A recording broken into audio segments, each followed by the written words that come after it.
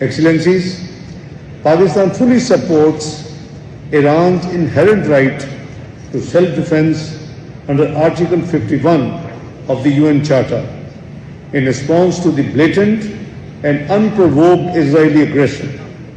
Excellencies, double standards are on full display when it comes to Israel. There is no talk of the rule of law, the rules-based international order, or consequences for illegal actions. This impunity must end and end now. Israeli aggression against Iran is not an isolated event.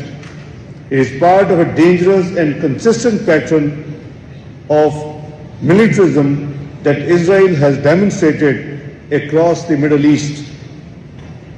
Israeli aggression represents a dangerous escalation and is a serious threat to peace and stability, not only of the region, but the wider world as well.